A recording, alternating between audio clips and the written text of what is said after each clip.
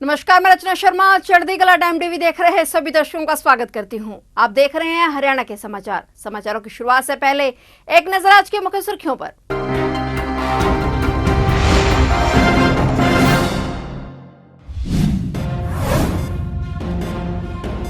हरियाणा के पूर्व खेल मंत्री संदीप सिंह को झटका, जमानत पर टली सुनवाई।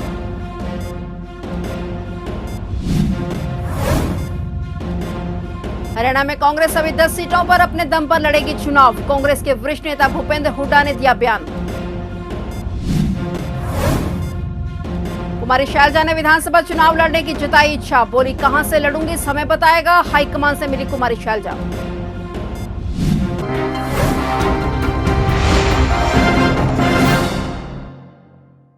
और अब समाचार विस्तार से।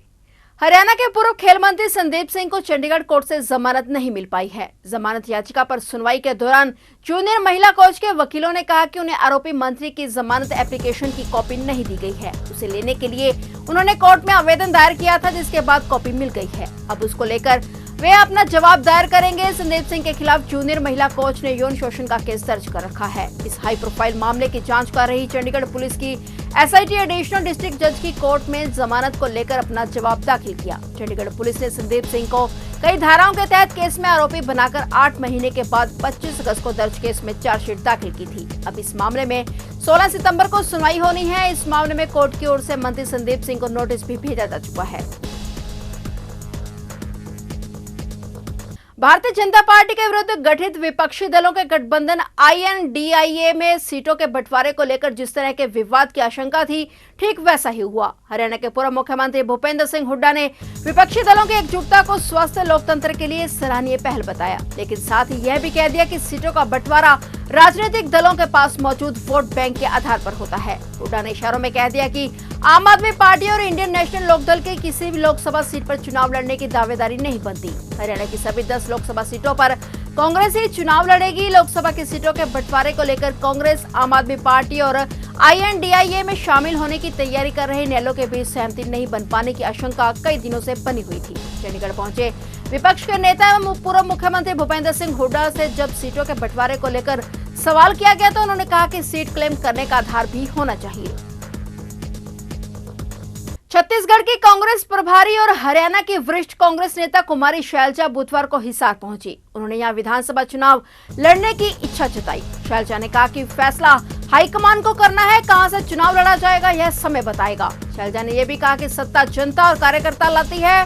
कांग्रेस का कार्यकर्ता मजबूत है, कुछ लोग ओहदों के पीछे भागते हैं। हमने अपने कार्यकर्ताओं को कितने पद दिए हैं, हाईकमान ने संगठन बनाने के सख्त आदेश दिए हैं, लेकिन कार्यकर्ताओं को आपस में भिड़ाया जा रहा है। पंचकुला पुलिस को बड़ी कामयाबी मिली है। पुलिस ने लूट की वारदात का 24 घंटे में खुलासा करते हुए 3 शातिरों को गिरफ्तार कर लिया है, जिनसे अन्य 3 वारदातों का भी खुलासा हुआ है। पुलिस उपायुक्त पंचकुला निकिता खट्टर ने आज प्रेस कॉन्फ्रेंस के माध्यम से जानकारी देते हुए बताया कि crime branch sector 26 inspector Virendra Singh और उनकी टीम ने 24 घंटे में लूट की वारदात का खुलासा कर 3 आरोपियों को गिरफ्तार कर लिया है। पुलिस उपायुक्त ने प्रेस कॉन्फ्रेंस में बताया कि उपरोक्त 3 आरोपियों ने एक टिप्पर चालक से मारपीट करके घटना को अंजाम दिया था। इसके अलावा आरोपियों ने सेक्टर 12 पंचकुला से पीड़ित तरुण शर्मा वासी कांगड़ा हिमाचल प्रदेश की सफेद रंग की मारुति जैन चोरी की वारदात को अंजाम दिया था। आरोपियों को अदालत में पेश कर रिमांड पर लेकर पूछताछ की जाएगी, ताकि मामलों में अन्य संलिप्त आरोपियों को और अन्य मामलों का खुलासा किया जा सके। पंचकुला के एरिया में, सिटी एरिया में कुछ वारदातें, आपराधिक इंसिडेंट्स हुए थे और उन्हीं को ट्रेस किया है हमारी क्राइम ब्रांच 26 की टीम ने। 24 घंटे में ये वारदातें ट्रेस करी हैं।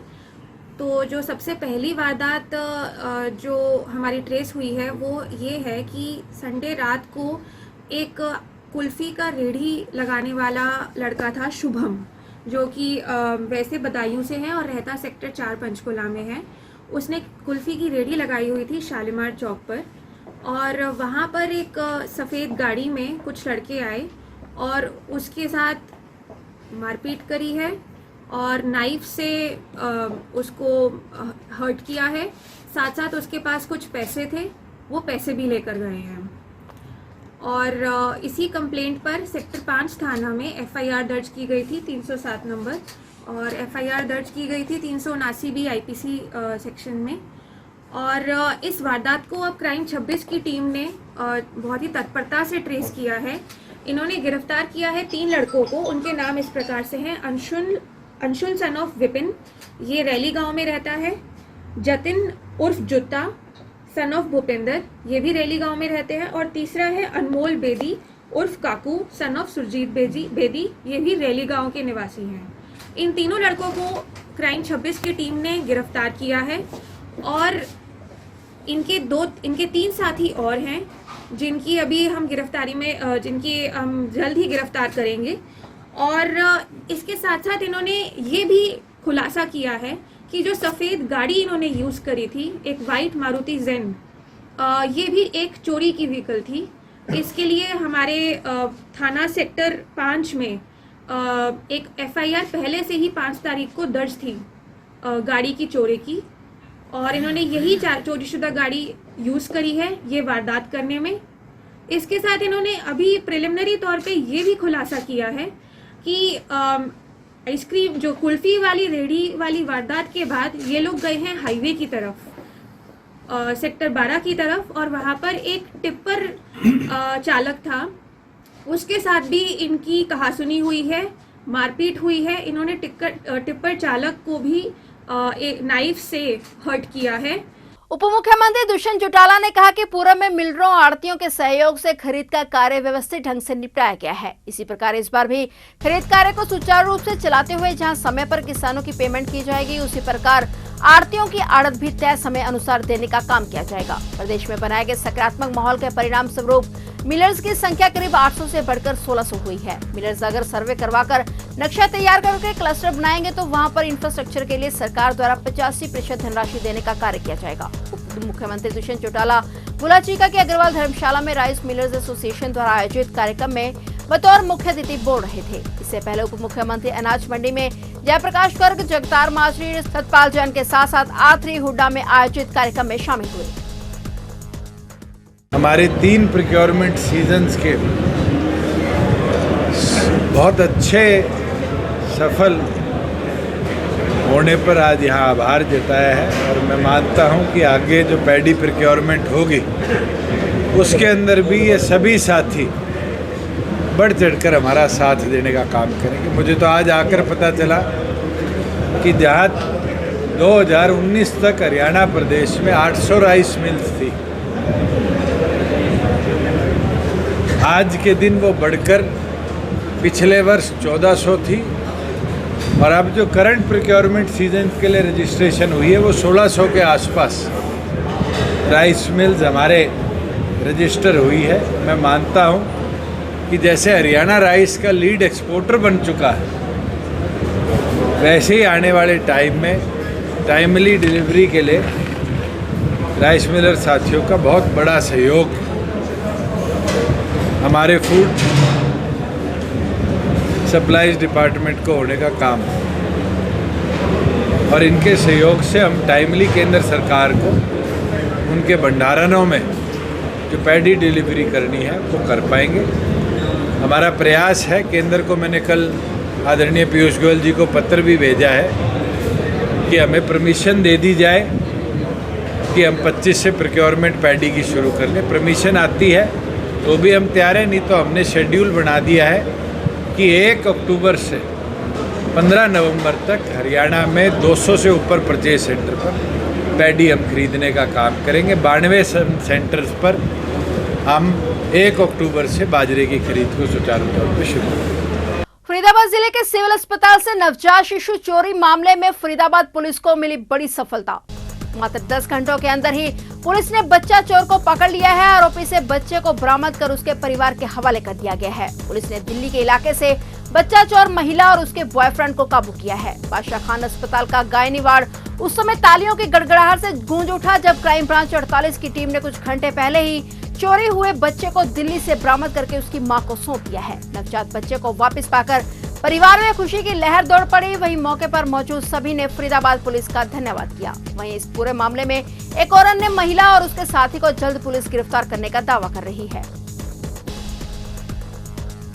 हिसार में 13 साल की किशोरी के साथ बुजुर्ग ने दुष्कर्म करने का प्रयास किया। आरोपी ने चाकू निकालकर किशोरी को डराया और थप्पड़ भी मारे, लेकिन किशोरी ने अपने मुंह से बुजुर्ग के हाथ को काटकर अपने आप को बचा लिया और वहां से फरार हो गई। युवती ने वहां से गुजर रहे पड़ोसी युवक को सारी घटना के बारे में जानकारी दी, जिसके बाद आरोपी को पकड़कर पुलिस के हवाले कर दिया गया। पड़ोसी ने उसको पकड़ने की कोशिश की तो आरोपी स्कूटी लेकर भागने लगा और इस दौरान वह गिर पड़ा। इतनी देर में ऑटो मार्केट के मिस्त्री आ गए और उन्होंने उसे पकड़ लिया। मौके पर मौजूद लोगों ने डायरेक्ट 112 को कॉल किया। मौके पर पहुंची पुलिस उसे पकड़कर सिटी थाना ले गई। फिलहाल पुलिस ने मामला दर्ज कर गहनता से जांच शुरू कर दी है। पंचकुला सेक्टर 7 के रेडी फड़ी वाले स्थानीय दुकानदारों और प्रशासन से परेशान हैं। पंचकुला सेक्टर 7 की मार्केट में लगी रेडी फड़ी चालकों ने नगर निगम और HSBP के अधिकारियों पर हाईकोर्ट के आदेश न मानने के गंभीर आरोप लगाते हुए कहा कि बड़े दुकानदारों द्वारा अपनी दुकानों के आगे सरकारी जमीन पर रेडी लगाकर 1000 या 1500 रुपए किराए के नाम पर रेडी वालों से वसूले जाते हैं। उन्होंने कहा कि हमें अपने लगभग 7-8 रेडियो को बड़ी दुकानों के आगे से हटा लिया है, जिसके कारण हमारे खिलाफ प्रतिदिन कभी पुलिस की और झूठी शिकायत दी जाती है तो कभी नगर निगम और HSBP के अधिकारियों को हमारे खिलाफ अवैध अतिक्रमण की शिकायत दी जाती है। जिसके बाद अधिकारी मौके पर पहुंच चालान काट देते हैं। उन्होंने कहा कि हमें हाईकोर्ट के आदेशों के बाद भी प्रशासनिक अधिकारियों द्वारा और बड़े दुकानदारों द्वारा तंग परेशान किया जा रहा है। ਸਾਨੂੰ ਲਾਰੇ ਲਾਏ ਜਾਂਦੇ ਆ, ਪਹਿਲੇ ਆਂਦੇ ਸਾਡੇ ਕੋਲ ਕਿ ਤੁਹਾਨੂੰ 2017 ਦੇ ਵਿੱਚ ਸਾਡਾ ਸਰਵੇ ਹੁੰਦਾ ਕਿ ਤੁਹਾਨੂੰ ਪੱਕਾ ਠਿਕਾਣਾ ਦਿੱਤਾ ਜਾਂਦਾ ਹੈ। 17 ਤੋਂ ਬਾਅਦ 24 ਆने वाला है, इलेक्शन आने वाली है। ਹੁਣ ਇਹਨਾਂ ਨੇ ਫਿਰ ਡਰਾਮਾ ਸ਼ੁਰੂ ਕਰਤੇ ਕਿ ਤੁਸੀਂ ਇੱਥੋਂ ਇੱਕ ਵਾਰ ਹਟ ਜਾਓ, ਸਾਨੂੰ ਪੰਚਕੂਲਾ ਬਹੁਤ ਵਧੀਆ ਸ਼ਹਿਰ ਦਿਖਾਣਾ, ਸਾਫ਼ ਸੁਥਰਾ ਦਿਖਾਣਾ, ਰੇੜੀਆਂ ਤੋਂ ਬਿਨਾਂ ਦਿਖਾਣਾ।